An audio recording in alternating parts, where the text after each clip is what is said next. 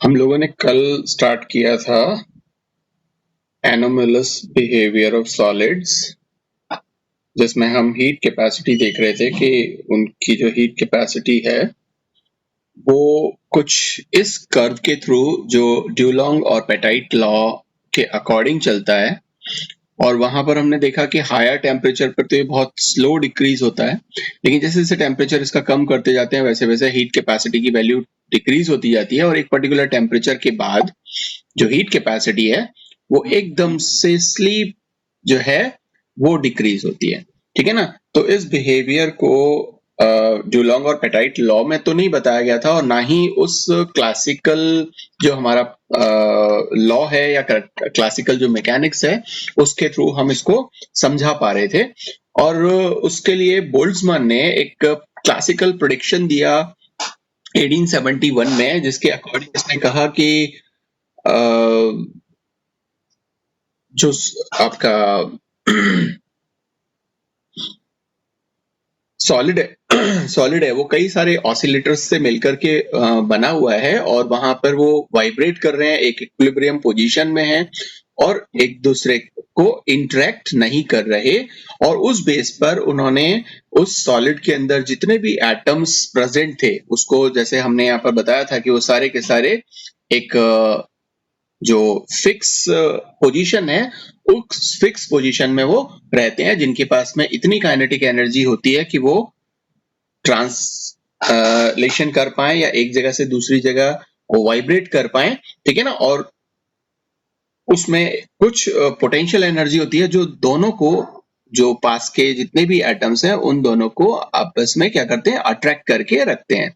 ठीक है ना। तो वाइब्रेट जरूर कर रहा है लेकिन एक इक्विलिब्रियम पोजीशन पर है। ठीक है ना। इक्विलिब्रियम पोजीशन क्या होती है उसको थोड़ा सा आप इस तरह से भी समझ सकते हैं कि मान लीजिए कि आपका कोई एक ये मॉलिक्यूल है, ठीक है ना, और अगर इसमें अगर ये फिक्स, ये मान लीजिए कि ए है और ये बी एटम है, और यहाँ पर इसको अगर हम फिक्स रखें और ये क्या है, ये अगर कंप्रेस होता है तो इस तरह से आता है, फिर इसमें कुछ रीस्टोरिंग फोर्स डेवलप हो जाएगा, तो ये क्या करेगा, ये जब हमने इसको यहाँ कंप्रेस किया उसके बाद में क्या करेगा, ये यहाँ दूर चला जाएगा। ठीक है ना। इसी तरह से और ज्यादा कंप्रेस करोगे इसको इस तरीके से, ठीक है, तो ये और ज्यादा दूर चला जाएगा। तो इस तरह से एक इक्विलिब्रियम पोजीशन इसमें रहती है, क्योंकि जो भी आपके न्यूक्लियस है और इसके चारों तरफ जो भी इलेक्ट्रॉन्स प्रेजेंट हैं, ये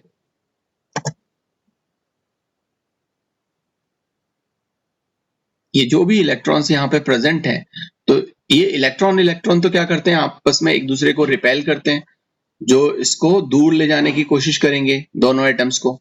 और जो न्यूक्लियस पर जो पॉजिटिव चार्ज है वो इसके इलेक्ट्रॉन्स को क्या करेगा, अट्रैक्ट करने की कोशिश करेगा, जो इसको नजदीक लाने की कोशिश करेगा। और जब ये नजदीक आएंगे और यहाँ जो रिपल्शन फोर्सेस है वो इसको दूर लेकर आएगा, तो एक इक्विलिब्रियम जो पोजीशन है वो यहाँ पर डेवलप हो जाती है। ठीक है ना। तो हम उस इक्विलिब्रियम पोजीशन की बात कर रहे हैं कि ये वाइब्रेट कर रहे हैं एक इक्विलिब्रियम पोजीशन पर, जिनमें कुछ काइनेटिक एनर्जी है और कुछ पोटेंशियल एनर्जी है। तो वहां पर हमने कहा कि जो ऑसिलेटिंग एटम है उसमें जो टोटल एनर्जी होगी वो काइनेटिक एनर्जी और पोटेंशियल एनर्जी के इक्वल होगी। और काइनेटिक एनर्जी को हम हाफ mv स्क्वायर से अगर हम लें, और तो हम इसको half p square upon m लिख सकते हैं, बिकॉज p जो होता है जिसको आप मोमेंटम बोलते हो वो mv होता है।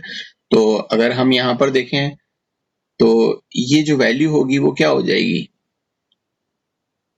सॉरी, ये जो वैल्यू यहाँ पर होगी वो क्या हो जाएगी, ये हो जाएगी हाफ mv की जगह हम क्या लिखेंगे, p लिखेंगे, ये p, और क्योंकि ये v स्क्वायर है, ठीक है ना, ये यहाँ पे, तो इसको हम इस तरह से लिख सकते हैं कि ये p स्क्वायर, तो यहाँ पर ये m स्क्वायर भी, p स्क्वायर भी, और अगर हम इसको क्या करें m से डिवाइड कर दें तो ये जो m एक एक्स्ट्रा है वो रिमूव हो जाएगा। तो इस तरह से half p square m square हम इसको इस तरह से कर सकते हैं। ठीक है ना। और जो पोटेंशियल एनर्जी है इसके पास में, वो पोटेंशियल एनर्जी कितनी है, हाफ m, ये omega naught square and x square. यहाँ पर m जो है वो ये जो ऑसिलेटिंग एटम है, इस ऑसिलेटिंग एटम का मास है, और ओमेगा नॉट जो है वो नेचुरल फ्रीक्वेंसी है, जो नेचुरल फ्रीक्वेंसी से ये ऑसिलेट कर रहा है। ठीक है ना। ये जो एटम है यहाँ पे जो मैं आपको बता रहा हूँ कि ये ऑसिलेट कर रहा है कुछ इस तरीके से। ठीक है ना। ये इस तरीके से यहाँ पर ये ऑसिलेशन चल रहा है इस तरह से। ठीक है ना। तो वो एक नेचुरल फ्रीक्वेंसी है, किस फ्रीक्वेंसी से यहाँ पर ये ऑसिलेट हो रहा है। सो जो टोटल एनर्जी आई सॉलिड की, वो डिफरेंट डिफरेंट ऑसिलेटिंग एटम्स में जो भी इसमें प्रेजेंट होंगे उसकी वजह से होगी। जो भी टोटल एनर्जी यहाँ पर होगी, क्योंकि एक तरह का एटम यहाँ पर नहीं होगा, यहाँ पर अलग अलग तरीके के एटम्स प्रेजेंट होंगे, और जितने भी टाइप के प्रेजेंट होंगे यहाँ पर ऑसिलेटिंग एटम्स, उन सब की एनर्जी को अगर हम जोड़ दें तो हमें जो टोटल एनर्जी है वो मिल जाएगी। तो हम सम कर सकते हैं। तो यहाँ पर जो एनर्जी है उसको हम यहाँ पे बता सकते हैं कि ये जो टोटल एनर्जी है, और मान लीजिए कि इसमें n number of oscillating atoms हैं जिसको आप NF से रिप्रेजेंट कर रहे हो। ठीक है ना। और ये कई सारी फ्रीडम्स में हो सकती है कि जैसे यहाँ पर हम बात कर रहे थे कि ये किसी भी डायरेक्शन में ऑसिलेट कर सकता है, इस डायरेक्शन में भी ऑसिलेट कर सकता है, तो अप टू डाउन ऑसिलेट कर सकता है, ये डायगनली इस तरह से ऑसिलेट कर सकता है।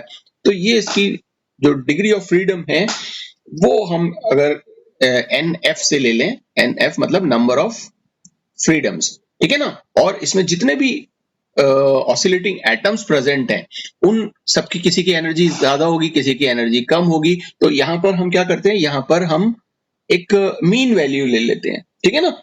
जो भी ऑसिलेटिंग एटम है उसकी मीन वैल्यू ले लेते हैं एनर्जी की।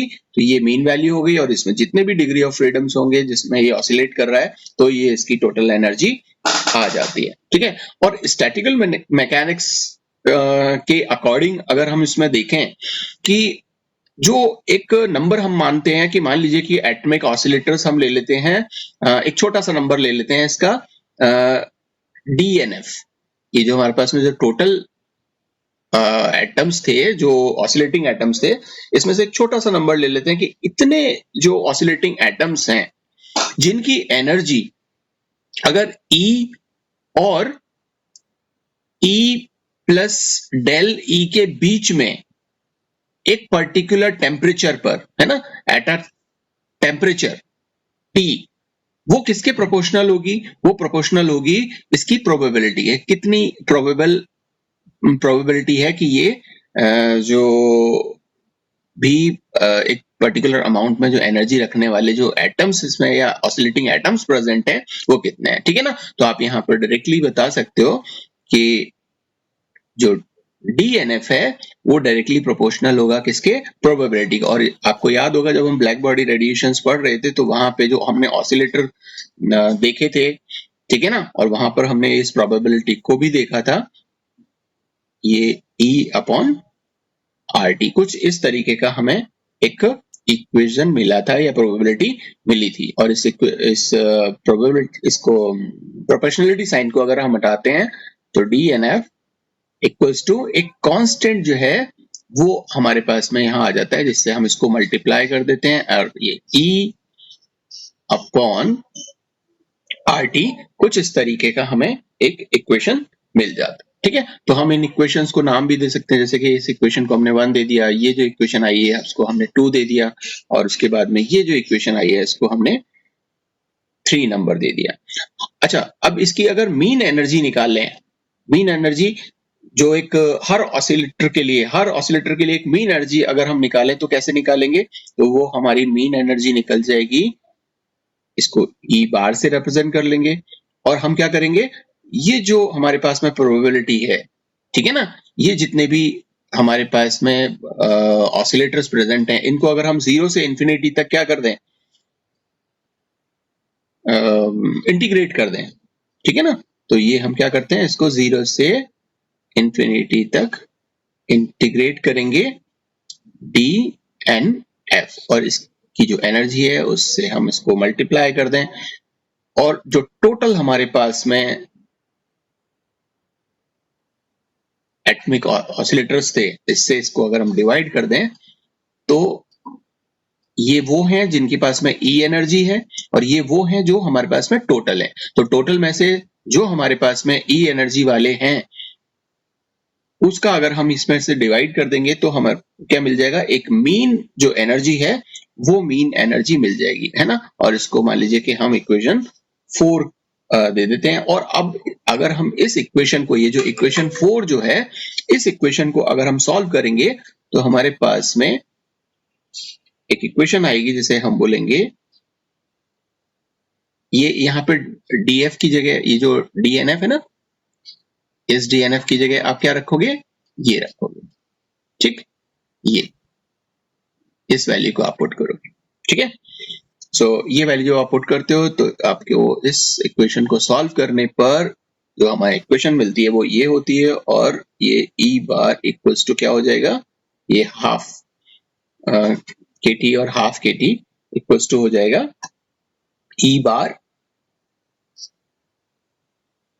1 के टी, ठीक है। और इसको हम एक इक्वेशन देते हैं। तो ये जो ऑसिलेटर हमारे पास में आया, ये तो हमें मिला एक डायमेंशन में, ठीक है ना, कि एक डायमेंशन में वो किस तरह से ऑसिलेट कर रहा है या वाइब्रेट कर रहा है। अगर हम तीनों डायमेंशंस में अगर इसको देखें, या हम ये कहें कि ये तीनों डायमेंशंस मतलब कि ये इस तरीके से, ये आपकी एक्स एक्सिस है, वाई एक्सिस है और ये जेड एक्सिस है, इन तीनों एक्सिस पर ये अगर वाइब्रेट कर रहा है तो हमारे पास में जो मीन एनर्जी की वैल्यू होगी वो क्या होगी, इसको हम, ये 1 डायमेंशन के लिए है तो हम इसको 3 से मल्टीप्लाई कर देंगे तो हमारे पास जो इक्वेशन आएगी, इक्वेशन 6, वो किसके लिए आ जाएगी, फॉर 3 डायमेंशन, फॉर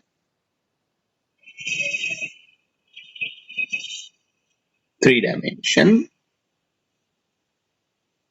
ठीक है ना, कि 3 डायमेंशन में वो किस तरह से ऑसिलेट कर रहा है, ठीक है। और अगर हम इस मीन वैल्यू को 1 मोल सब्सटेंस के लिए या 1 मोल जो सॉलिड है उसके लिए अगर हम निकालें तो 1 मोल में आपको पता है क्या होता है, n नंबर ऑफ, हम ऐसा माने कि अगर उसमें n नंबर ऑफ पार्टिकल्स हैं, n number of particles, n क्या है, नंबर ऑफ पार्टिकल्स या ऑसिलेटिंग एटम्स। ये जो ऑसिलेटिंग एटम्स हैं ये n अगर हैं तो इसमें इसको क्या कर देंगे, इसको इससे मल्टीप्लाई कर देंगे।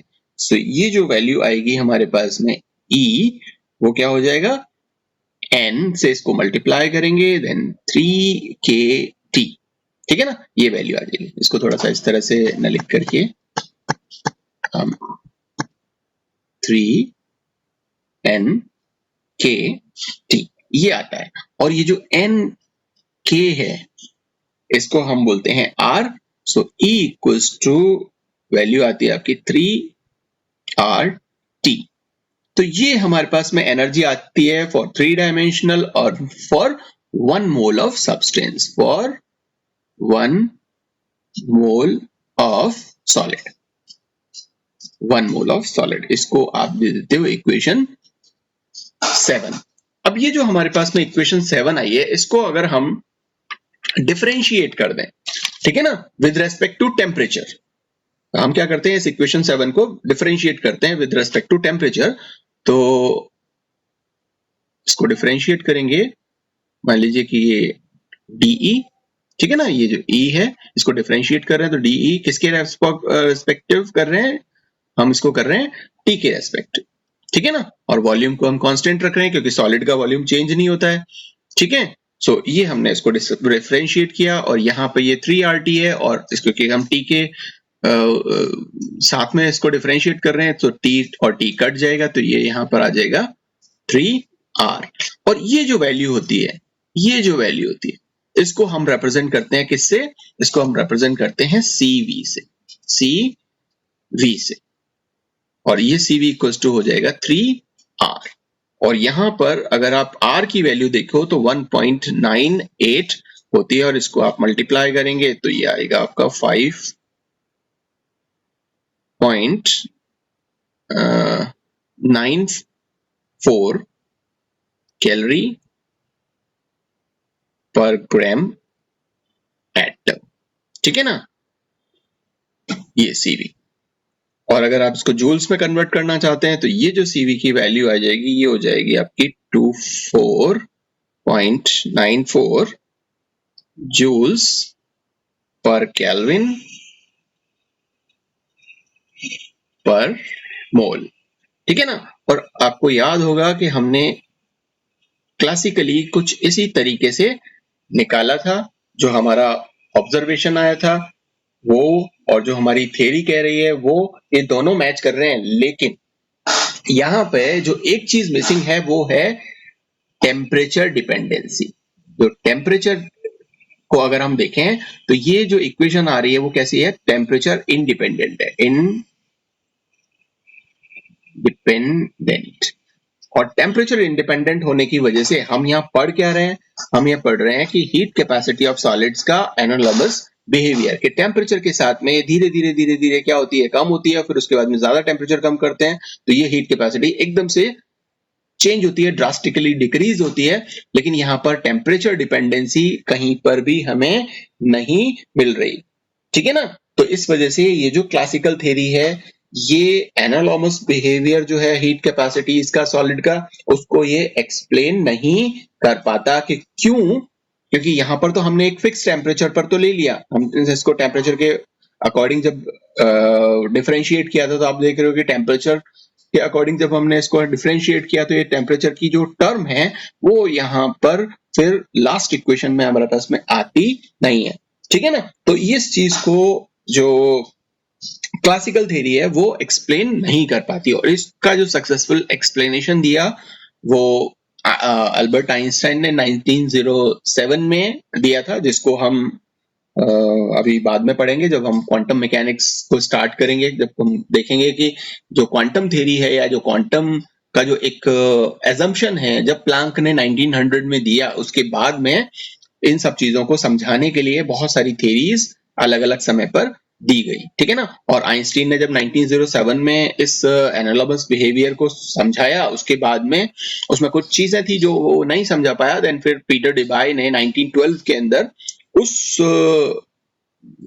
जो एक्सप्लेनेशन को फर्दर और इम्प्रूव करते हुए और एक्सप्लेन किया कि किस तरह से जो सॉलिड्स की जो हीट कैपेसिटी है वो एनालॉगस बिहेव करती है, या वो जो लो टेम्परेचर पर क्यों ये जो स्टीप जो डिक्रीज है, या है ना, ये स्टेप डिक्रीज क्यों होता है, ठीक है ना। इस स्टेप डिक्रीज को वहां पर पीटर डिबाई ने 1912 के अंदर एक्सप्लेन किया था, ठीक है। सो ये कुछ हमारे 3 ऐसे फिनोमिना थे जिसको हम क्लासिकल थ्योरी से नहीं समझा पाए, जिसमें सबसे पहले हमने ब्लैक बॉडी रेडिएशंस के बारे में देखा, दूसरा हमने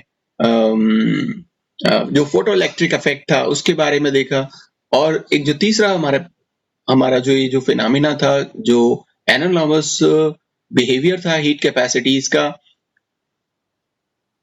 वो हमने यहाँ पर समझने की कोशिश की कि किस तरह की ऑब्जर्वेशंस हैं और किस तरह से क्लासिकल मैकेनिक्स उसको एक्सप्लेन कर पा रहा है या नहीं कर पा रहा है। एक जो चौथी जो चीज थी जिसको हम एक्सप्लेन नहीं कर पा रहे थे क्लासिकल मैकेनिक्स से, वो थी atomic line spectra. Atomic line spectrum. अब ये एटॉमिक लाइन स्पेक्ट्रा क्या है, इसको थोड़ा सा समझते हैं। देखो, अब तक जब हमें पता नहीं था क्वांटम के बारे में, जो क्वांटम थ्योरी प्लैंक ने दी, तब तक हम ऐसा मानते थे कि जितने भी ऑब्जेक्ट्स हैं, जहां से भी रेज निकल रही है या हीट निकल रही है या किसी तरह के रेडिएशंस निकल रहे हैं या एब्जॉर्ब हो रहे हैं, वो कैसे होते हैं, वो होते हैं कॉन्टिन्यूअस। और इस चीज को हमने कई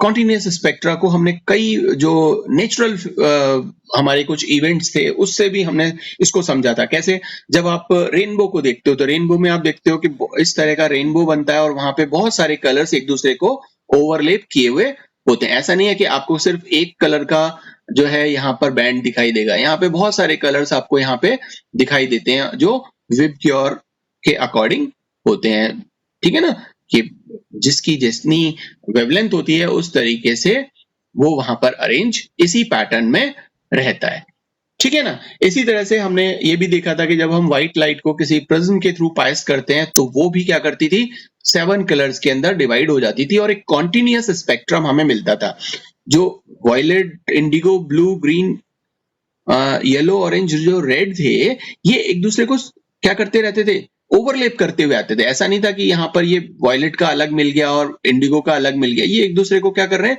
ओवरलैप कर रहे हैं कहीं ना कहीं, ठीक है ना। तो एक कॉन्टिन्यूस स्पेक्ट्रा जो है वो हमें मिलता था। लेकिन इस कॉन्टिन्यूस स्पेक्ट्रा के साथ साथ कुछ ऐसी चीजें भी थी जो लाइन स्पेक्ट्रा देती थी। कैसे कि जब हम फ्लेम टेस्ट करते हैं, आपने लेबोरेटरी में कभी देखा होगा, जब हम फ्लेम टेस्ट करते हैं कुछ मेटल्स का, तो हम क्या करते हैं, उस मेटलिक सब्सटेंस को और फ्लेम के साथ में जलाने की कोशिश करते हैं या फ्लेम के ऊपर जलाने की कोशिश करते हैं।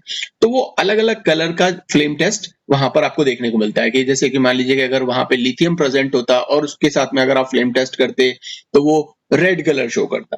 अगर इसी तरह से कैल्शियम अगर होता तो वो कैल्शियम आयन भी क्या करता, रेड कलर शो करता। लेकिन अगर सोडियम को अगर आप देखें तो सोडियम के बारे में आपने सुना हुआ भी होगा कि वो येलो लाइट देता है, ठीक है ना। तो वो क्या दे रहा है, वो येलो दे रहा है। अब ये अगर रेड की बात कर रहे हैं, हम येलो की बात कर रहे हैं, तो ये तो एक स्पेशल लाइन हो गई, ये स्पेशल लाइन हो गई, वहां पर कॉन्टिन्यूस स्पेक्ट्रा की तो कोई बात ही नहीं है, ठीक है ना। वो यहां पर जब हम एक स्पेशल लाइन की बात कर रहे हैं तो इसका मतलब क्या है, इसका मतलब ये है कि फ्लेम टेस्ट करते समय जो स्पेक्ट्रा आ रहा है, मतलब फ्लेम के साथ जब हम इसको जला रहे हैं तो उससे जो लाइट निकल रही है, उस लाइट को जब हम फर्दर, ये जो मान लीजिए कि रेड जो लाइट है इसकी जो भी पर्टिकुलर एक वेवलेंथ होगी, इसको अगर हम प्रिज्म से पास करते हैं तो ये 7 कलर्स में डिवाइड नहीं होती है। क्यों? क्योंकि ये व्हाइट लाइट नहीं है, ये क्या है, ये सिर्फ और सिर्फ रेड कलर की वेवलेंथ वाली लाइट है, ठीक है ना।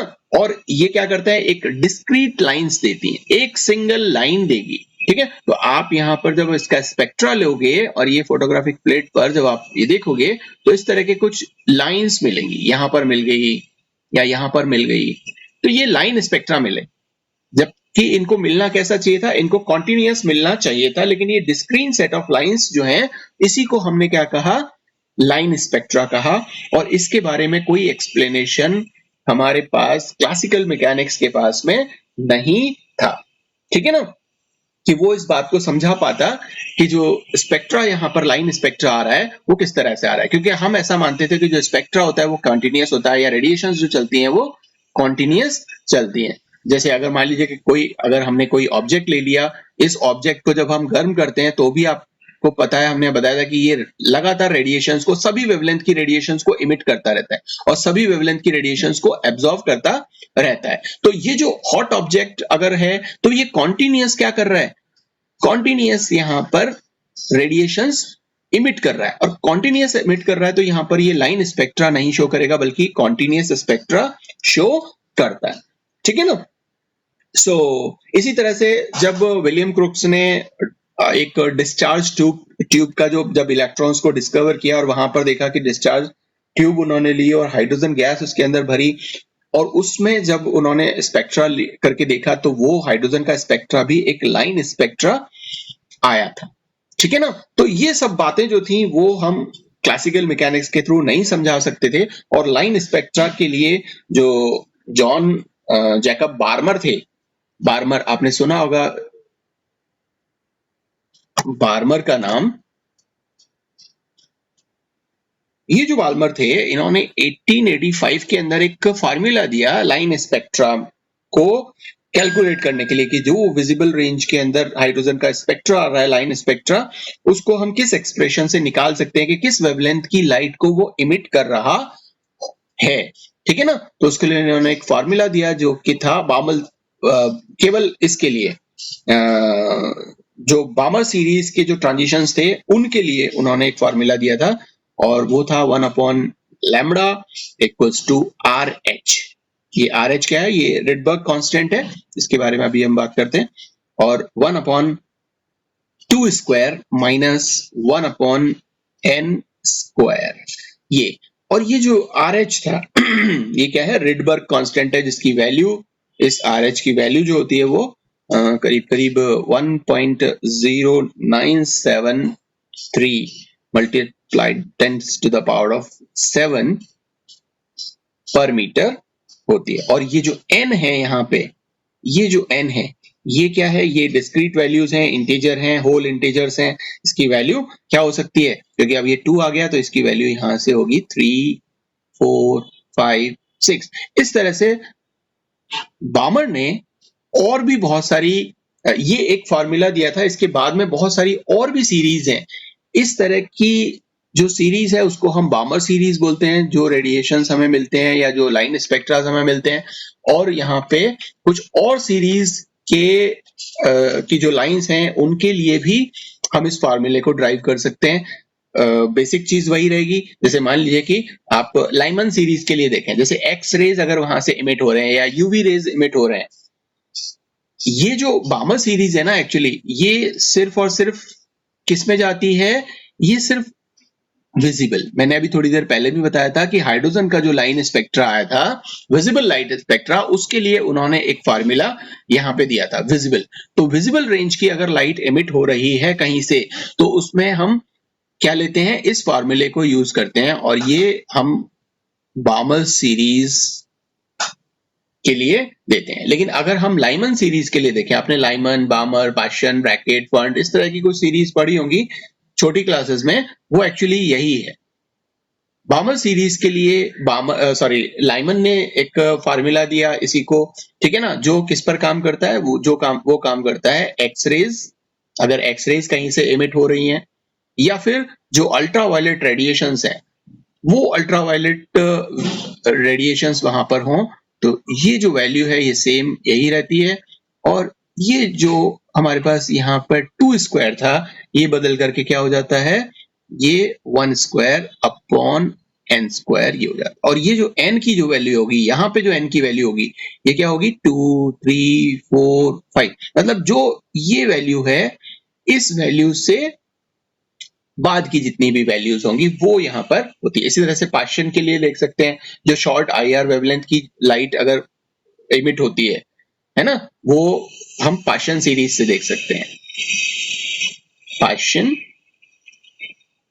सीरीज ये क्या है, शॉर्ट IR, जो शॉर्ट इंफ्रारेड रेडिएशंस अगर कहीं से एमिट हो रहे हैं तो वो पाशन सीरीज के अंदर हो रहे होते हैं। और उसके लिए जो फार्मूला आता है वो आता है अपना ये 1/3 स्क्वायर माइनस 1/n स्क्वायर। और यहाँ जो n की वैल्यू होगी वो क्या होगी, वो 4, 5, 6 एंड सो ऑन, इस तरह से होगी। इस तरह से हम बामर के बाद में पाशन, देन एक ब्रैकेट के लिए निकाल सकते हैं। ये ब्रैकेट सीरीज है, और ये कब होती है, जब लॉन्ग IR हो। ये तो शॉर्ट IR है, और ये तब जब लॉन्ग IR रेडिएशंस इमिट हो रहे होते हैं, तो ये वैल्यू जो होती है वो 1/5 RH 1/4 square minus 1/n square. यहाँ n की वैल्यू क्या हो जाएगी, वो 5, 6, 7 एंड सो ऑन, इस तरह से हम दे सकते हैं। तो एक जनरल फार्मूला की अगर हम बात करें, जो लाइन स्पेक्ट्रा के लिए हम काम में लेते हैं, जनरल फार्मूला वो क्या हो जाएगा,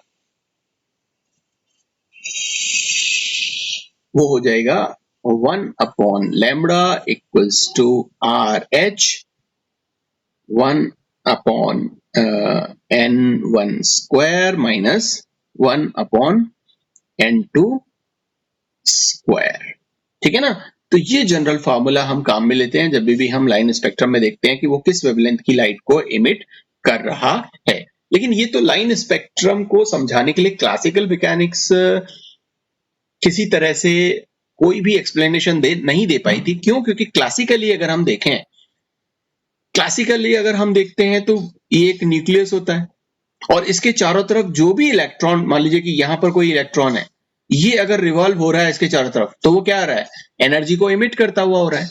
और एनर्जी अगर इमिट करता हुआ वो रिवॉल्व होगा इस तरह से, तो उसकी एनर्जी धीरे धीरे क्या होती जाएगी, कम होती जाएगी। और जब एनर्जी कम होती जाएगी तो एक समय ऐसा आएगा कि वो इस न्यूक्लियस के अंदर ही डिसॉल्व हो जाएगा या गिर जाएगा, और जो एटम है वो एटम क्या हो जाएगा, कोलैप्स हो जाएगा। एटम वहां पर रहेगा ही नहीं, क्योंकि जब ये यहाँ पर जब इलेक्ट्रॉन है, यहाँ पर जब इलेक्ट्रॉन है, यहाँ पे इलेक्ट्रॉन है, तो ये क्या कहाँ कब पहुंच रहा है, जब ये यहाँ से रेडिएशंस इमिट कर रहा है। और ये जब रेडिएशंस इस तरह से इमिट करता करता करता करता पहुंचेगा, तो ये कॉन्टिन्यूअस स्पेक्ट्रा की बात है कि कॉन्टिन्यूअस स्पेक्ट्रा तब देगा जब वो लगातार इस तरह से इसके चारों तरफ घूम रहा है और लगातार एनर्जी को इमिट कर रहा है, या लगातार जो रेडिएशंस है उनको इमिट कर रहा है। तो क्लासिकल मैकेनिक्स यहाँ पे जो कॉन्टिन्यूस स्पेक्ट्रा की बात कर रहा है वो लाइन स्पेक्ट्रास को किसी भी तरीके से जो एक्सपेरिमेंटल ऑब्जर्वेशंस हमने देखे थे कि अगर हमने हाइड्रोजन स्पेक्ट्रा लिया या दूसरे कुछ एलिमेंट्स के स्पेक्ट्रा लिए और वो इस तरह के लाइन स्पेक्ट्रास दे रहे थे, हमारे पास यहाँ कुछ लाइन के बैंड्स आते थे, वो लाइन के बैंड्स हमें यहाँ पर देखने को नहीं मिल रहे थे या नहीं मिलते हैं। तो क्लासिकल मैकेनिक्स इस तरह से फेल हो जाता है और एक सक्सेसफुल एक्सप्लेनेशन लाइन स्पेक्ट्रा के लिए सर नील्स बोर का नाम आपने सुना होगा। बोर का मॉडल जो है एटम का वो आपने सुना होगा। तो इन्होंने 1913 के अंदर सबसे पहले और एक लाइन स्पेक्ट्रा को समझाने के लिए अपनी थ्योरी दी थी। और ये जितनी भी बातें जो एटम का जो हमारा जो स्ट्रक्चर था या जो एक जो मॉडल था, जो सबसे पहले रुदरफोर्ड का मॉडल आया था और उसके बाद में कुछ और मॉडल्स आए और वहां पे फिर बाद में एक नील्स बोर का मॉडल आया जिसने उन्होंने बताया कि जो एटम है उस एटम में बीच में न्यूक्लियस होता है और उसके पास में कुछ डिस्क्रीट एनर्जी लेवल्स होते हैं। ये ऑर्बिट्स उन्होंने इनको बोला और यहाँ पर इलेक्ट्रॉन जो है वो लगातार मतलब घूमते रहते हैं, ठीक है ना, इन लेवल्स में, और अपनी एनर्जी को इमिट नहीं करते जिस तरह से यहाँ क्लासिकल थ्योरी में बताया गया था। ठीक है, तो इन ऑर्बिट्स में लगातार वो क्या होते रहते हैं, रिवॉल्व होते रहते हैं न्यूक्लियस के चारों तरफ। तो ये नील्स बोर ने बताया जिसको हम आगे थोड़ा सा स्टडी करेंगे बाद में। तो फिलहाल आप लोगों को यहाँ पर लाइन स्पेक्ट्रा जो है उसके बारे में थोड़ा समझ में आया कि लाइन स्पेक्ट्रा क्या होता है और क्लासिकल थ्योरी इस कॉन्टिन्यूअस जो हमारा एजम्पशन था जिसके अकॉर्डिंग हम इस लाइन स्पेक्ट्रा को समझाने के लिए बिल्कुल भी कैपेबल नहीं थे या बिल्कुल भी हम इसको नहीं समझा सकते। और एक और चीज है जिसको हम क्लासिकल मैकेनिक्स से नहीं समझा सकते और उसे हम बोलते हैं, वो जो फिफ्थ हमारा फेनोमेना है उसे हम बोलते हैं कॉम्पटन स्कैटरिंग। ये कॉम्पटन स्कैटरिंग क्या है? देखो, अगर हम किसी सॉलिड पर एक्स-रेज को बॉम्बार्ड करें, ठीक है, तो वो एक्स-रेज को बॉम्बार्ड करने पर वो जो रेडिएशंस हमने उस पर डाले हैं वो रेडिएशंस सीधी रेखा में नहीं निकलते। अगर आपने रुदरफोर्ड का एक एक्सपेरिमेंट देखा हो जहां पर उन्होंने क्या किया था, जहां पर उन्होंने एक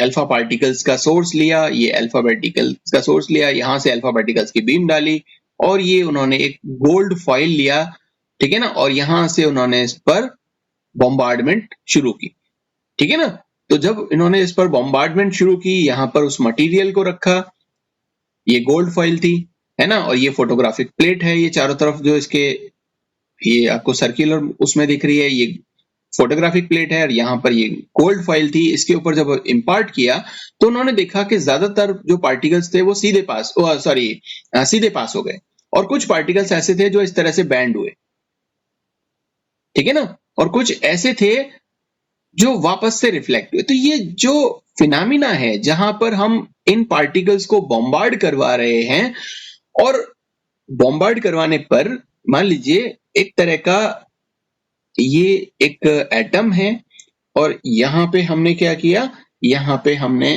रेडिएशंस डाले, ये रेडिएशंस हमने डाले यहाँ, ठीक है, और ये हमने एक स्लिट काम में लिया, इस स्लिट से कुछ रेडिएशंस बाहर निकले और ये रेडिएशंस जो इस तरीके से वेव फॉर्म में इस तरीके से आगे मूव करेंगे और इस एलिमेंट से जाकर के टकराएंगे। ये एलिमेंट है,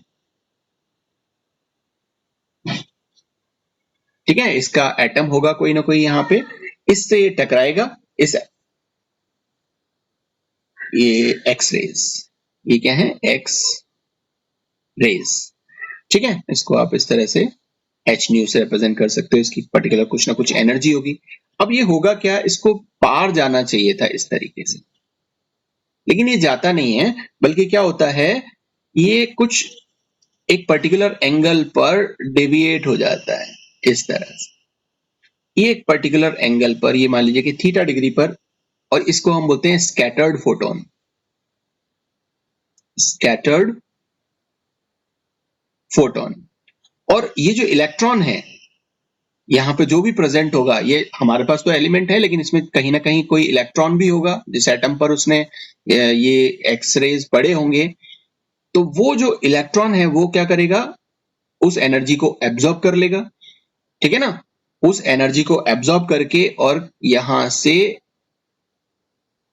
ये जो इलेक्ट्रॉन है ये एनर्जी को लेकर के यहां से निकल जाएगा या अलग हो जाएगा। और ये जो स्कैटर्ड फोटोन जो हमें मिलेगा ये लॉन्गर वेवलेंथ का मिलेगा। लॉन्गर वेवलेंथ, अच्छा लॉन्गर वेवलेंथ का क्यों है? लॉन्गर वेवलेंथ का इसलिए है क्योंकि ये जो एच न्यू कुछ ना कुछ एनर्जी यहाँ पर इस फोटोन की रही होगी, और जब हमने इसको इस पर बम्बार्ड किया तो इस एलिमेंट के उस एटम ने कुछ ना कुछ एनर्जी गेन की होगी, या इस इलेक्ट्रॉन ने कुछ ना कुछ एनर्जी गेन की होगी। और एनर्जी अगर इसने ले ली तो एनर्जी अब क्या हो गई, कम। और एनर्जी और वेवलेंथ को अगर हम देखें तो उनका रिलेशन कुछ इस तरह का होता है कि वेवलेंथ जो है वो अगर कम होती है तो एनर्जी ज्यादा होती है। तो यहाँ पे वेवलेंथ कम थी तो एनर्जी ज्यादा थी, जब ये इससे टकराया तो इसने एनर्जी यहाँ पर एब्जॉर्ब कर ली इस इलेक्ट्रॉन ने, और ये रिकॉइल्ड इलेक्ट्रॉन जो है वो यहाँ से अलग हो गया तो इसकी एनर्जी कम हो गई। एनर्जी कम हो गई मीन्स इसका जो वेवलेंथ है वो इंक्रीज हो गया, ठीक है। तो ये जो क्लासिकल मैकेनिक्स थी ये तो हमारा ऑब्जर्व वो था, एक्सपेरिमेंट था, ठीक है ना। एक्सपेरिमेंट, ये तो हमारी ऑब्जर्वेशन है या एक्सपेरिमेंट है। एक्सपेरिमेंट हमारा ये कहता है, लेकिन हमारा जो क्लासिकल मैकेनिक्स है वो क्या कहता है? क्लासिकल मैकेनिक्स कहता है कि देखिए कि जब भी हम किसी भी एलिमेंट से किसी भी लाइट को जब पास करते हैं तो ये जो इंसिडेंट लाइट है ये इससे टकराने के बाद में इसकी फ्रीक्वेंसी में किसी तरह का कोई चेंज नहीं होता है, और ये जिस रेडिएशन की लाइट यहाँ थी उसी रेडिएशन की लाइट यहाँ से इमिट होती है। इसकी रेडिएशन में किसी तरह का कोई चेंज नहीं आता, जबकि यहाँ हम देख रहे हैं कि इसका जो वेवलेंथ है वो चेंज हो जाता है, एनर्जी जो है वो चेंज हो जाती है। ओके, सो क्लासिकल थ्योरी बोलती है कि चेंज नहीं होता, ऑब्जर्वेशंस कहते हैं कि चेंज होता है। तो अब जो ऑब्जर्वेशन है वो सच है, और उसको एक्सप्लेन करने के लिए क्लासिकल थ्योरी के पास में कोई एक्सप्लेनेशन नहीं था। तो इस कॉम्पटन स्कैटरिंग को समझाने के लिए अल्बर्ट आइंस्टाइन ने सबसे पहले एक्सप्लेन किया कि क्यों इस तरह से जो कॉम्पटन स्कैटरिंग है वहां पर जो इंसिडेंट रे है या एक्स रेज है उसकी वेवलेंथ क्यों बदल जाती है, ठीक है ना।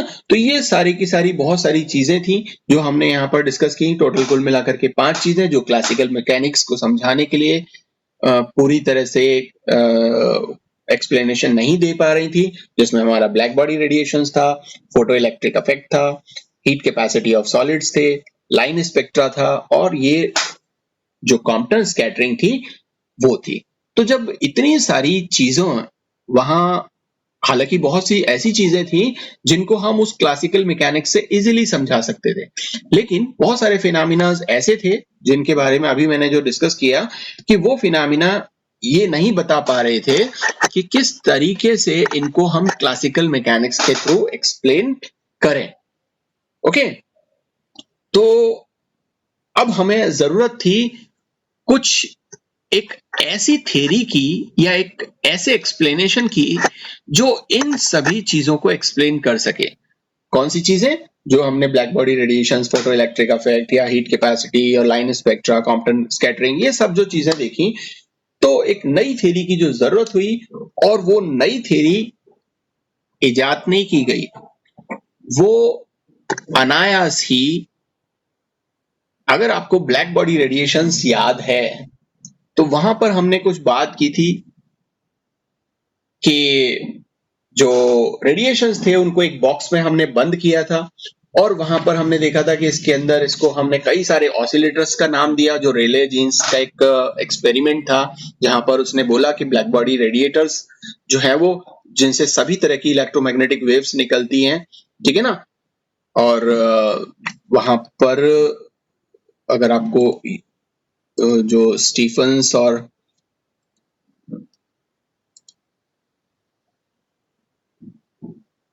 ओके वीन और स्टीफन्स वगैरह की जो थ्योरी अगर याद होगी तो हम वहां पर निकाल रहे थे कि ये हमारे पास में एक रेडिएशन कर्व कुछ इस तरह के आते थे और उस रेडिएशन कर्व में हमें पता था कि ये मैक्सिमास हमें मिल रहे हैं, लेकिन ये पूरी रेंज को हम निकाल सकते थे, हम इस मैक्सिमा को निकाल सकते थे, लेकिन इसके पास में कितनी एनर्जी, इसके पास में ये जो अलग अलग जो दूरी पर जो एनर्जी थी वो हम नहीं निकाल सकते थे। मतलब अलग अलग जो न्यू है प्लस डी न्यू के बीच में कितनी एनर्जी होगी या डेल्टा प्लस डी डेल्टा के बीच में कितनी एनर्जी होगी, उसको हम यहाँ पर नहीं निकाल सक रहे थे जब रेले और जीन्स ने अपना एक्सपेरिमेंट किया था और उसमें हमने बहुत सारी चीजें देखी थी और वहां पे हमारे पास में ये भी निकल के आया कि रेले जीन्स का जो लॉ था वो लॉन्गर वेवलेंथ के लिए तो काम करता है और वीन का जो लॉ था वो शॉर्टर वेवलेंथ के लिए काम करता है, लेकिन जो हमारे पास में ये पूरा का पूरा जो ग्राफ आ रहा है या ये जो पूरा का पूरा इस तरह का जो पीक आ रही है, इसको किसी भी लॉ से हम नहीं समझा पा रहे थे। तो मैक्स प्लैंक इस पर बहुत परेशान थे और उन्होंने अनायास ही जो क्लासिकल थ्योरी थी उस क्लासिकल थ्योरी से हट करके एक अजम्पशन दिया। ठीक है, तो वो 14 दिसंबर 1900 की बात है और वो बहुत परेशान होकर के उन्होंने वो जो कॉन्टिन्यूअस जो चीज हम वहां बार बार कह रहे थे कि ब्लैक बॉडी रेडिएशंस जो हैं वो लगातार एमिट करता है या एब्जॉर्ब करता है, तो वहां पे उन्होंने कुछ पोस्टुलेट दिए और क्लासिकल मैकेनिक्स के अकॉर्डिंग जो पोस्टुलेट थे उसमें थोड़ा सा बदलाव उन्हें करना पड़ा। किस लिए? ताकि वो इस जो ग्राफ है ब्लैक बॉडी रेडिएशन को एक सही तरीके से सक्सेसफुल तरीके से एक्सप्लेन कर पाए। उन्हें नहीं पता था कि वो जिस चीज को अब बताने वाले हैं वो एक्चुअली बहुत ही एक ऐसी चीज है जो अब तक दुनिया के सामने थी नहीं। ठीक है ना, तो उन्होंने क्या प्रपोज किया, उन्होंने कहा पहला पोस्टुलेट कि जो एनर्जी होती है ऑसिलेटर की वो कॉन्टिन्यूअस नहीं होती, उस ऑसिलेटर से निकलने वाली जितनी भी रेडिएशंस हैं या एब्जॉर्ब होने वाले जितने भी रेडिएशंस हैं वो कॉन्टिन्यूअस नहीं है, बल्कि उनकी जो एनर्जी है वो क्या है, वो डिस्क्रीट वैल्यूज है। एनर्जी कैसी है? डिस्क्रीट वैल्यू रखती है। डिस्क्रीट वैल्यू मतलब एक फिक्स वैल्यू रखती है। ठीक है ना, मतलब एनर्जी क्वांटाइज्ड है। उन्होंने उसको ये जो डिस्क्रीट वैल्यूज थे एनर्जी के, इसको उन्होंने नाम दिया क्वांटाइज्ड। क्वांटाइज्ड और साथ में बात क्या निकल करके आई कि एनर्जी जो है वो क्या है, एनर्जी इज क्वांटाइज्ड। और यहां से जन्म हुआ किसका? क्वांटम मैकेनिक्स का।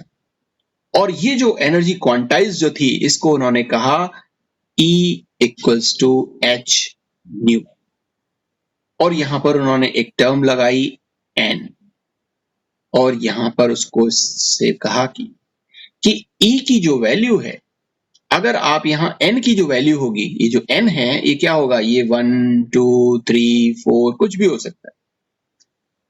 तो उन्होंने कहा कि ये n की वैल्यू आप 1 रखोगे तो ये वैल्यू होगी h न्यू, अगर आप इसकी वैल्यू 2 रखोगे तो ये वैल्यू हो जाएगी 2h न्यू, अगर n की वैल्यू 3 रखते हो तो ये वैल्यू हो जाएगी 3h न्यू और इसी तरह से 4 रखते हैं तो 4h न्यू और सो ऑन। हम आगे चलते जा सकते हैं जितने भी एनर्जी लेवल्स को हम पढ़ें। ठीक है, अब उन्होंने जो कहा वो क्या था कि एनर्जी जो है वो डिस्क्रीट वैल्यू रखती है, क्वांटाइज्ड है, मतलब कि इनके बीच का एक जो डिफरेंस होगा वो भी क्या होगा, क्वांटाइज्ड होगा, एक फिक्स वैल्यू होगी। और हमें पता है इनके बीच का जो डिफरेंस है वो कितना आ रहा है, वो h न्यू का आ रहा है। इनके बीच का डिफरेंस मतलब कि जो यहां न्यूक्लियस है और इसके चारों तरफ क्या है, इसके चारों तरफ कुछ एनर्जी लेवल्स है। तो ये जो इलेक्ट्रॉन है इसकी एनर्जी इतनी हो सकती है, इसको उन्होंने बोला कि ये h न्यू है, इतनी हो सकती है, इसको उन्होंने बोला